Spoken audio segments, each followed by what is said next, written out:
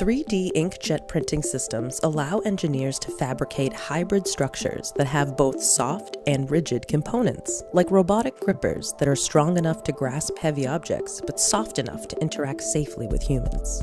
However, current multi-material 3D printing systems have their share of limitations, especially when it comes to the types of materials that can be used.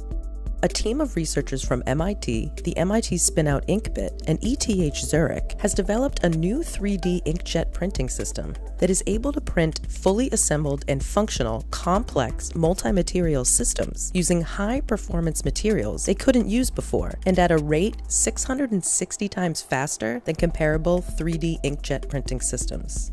Their new system uses a technique they developed known as vision-controlled jetting, which utilizes 4 high frame rate cameras and 2 lasers that rapidly and continuously scan the print surface. The cameras capture images as 16,000 nozzles deposit tiny droplets of resin. The computer vision system then converts the image into a high-resolution depth map and compares that to the computer-aided design of the part being fabricated, and adjusts the amount of resin being deposited to keep the object on target with the final structure. Wax is also used in their system as a support material to create cavities or intricate networks of channels inside an object. After it is complete, the object is heated, so the wax melts and drains out, leaving open channels throughout the object. Using this printer, the researchers were able to create complex, robotic devices that combine soft and rigid materials.